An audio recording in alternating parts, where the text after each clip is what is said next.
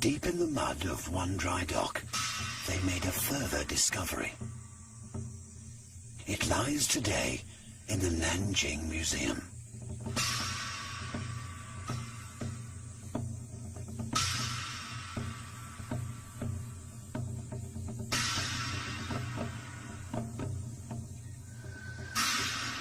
So this is it. The rudder from one of Zheng He's ships found at the bottom of the Longjiang shipyards. Unbelievable. It must be 40 feet long. This controversy still rages on unless and until there are more evidence that can be found from archaeology or historical sources. I think this will continue to remain a mystery. The precise length may never be known, but there's little doubt that the great treasure ships were high-tech marvels. In scale alone, they were centuries ahead of their time.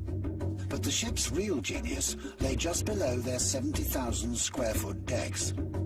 Here, a cutting-edge design protected the treasure ships from sinking. Each hull was divided into 13 watertight compartments. If one was damaged and flooded, the remaining compartments could keep the ship afloat. But that wasn't their only purpose. Now, the interesting fact is that in this last compartment, it is sometimes open to the sea, so that when the vessel is coming down a wave, water enters the compartment, thereby lifting the bow of the vessel and enabling the vessel to ride safely out of the wave. The design may sound complex, but its inspiration came from something that was all around them. A simple stalk of bamboo. It would take nearly 400 years for Western naval architects to incorporate this same technology. Zheng He personally commanded these highly advanced fleets on 6 of their 7 voyages, but ultimately they were the brainchild of the man he served. A cunning military leader, Zhu Di, personally led his troops to victory over the Mongol hordes. Then he turned his attention towards seizing the throne.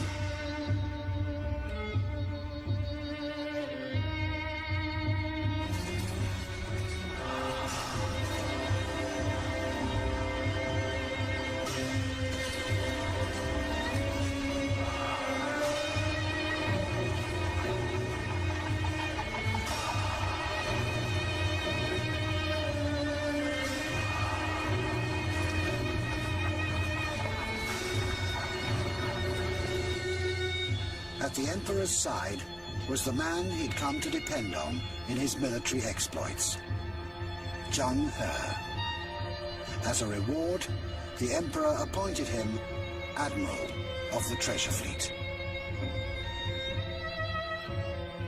And soon he would set off as the face of China to the world.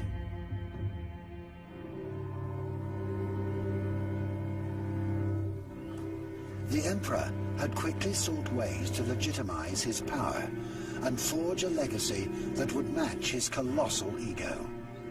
The result? Some of the most ambitious construction projects the world has ever known. And this is probably the most famous: the Great Wall.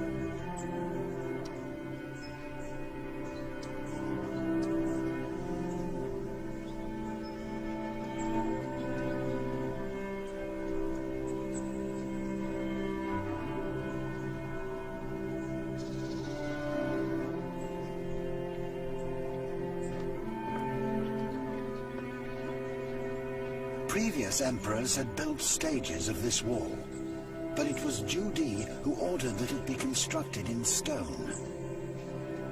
All 6,000 kilometers of it. This is just one of the massive projects he got into.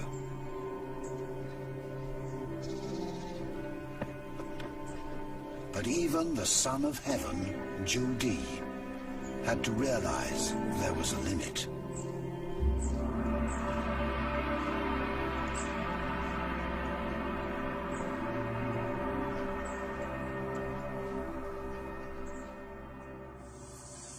The remains of a more unusual project stands outside Nanjing. The emperor's plan for a giant tribute to his father that involved the assembly of 3 massive stones. I tackle the base stone first.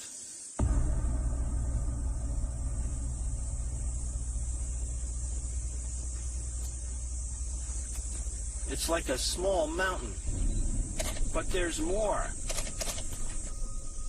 This was just the base of a planned memorial that would have been 25 stories high.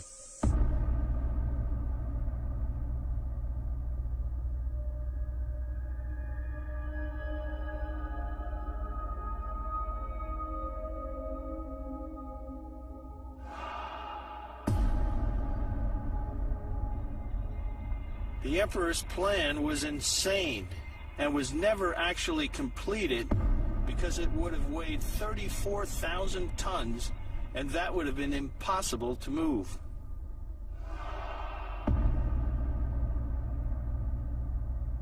Today, they stand as a tribute, not to his father as intended, but to his own mammoth ambition.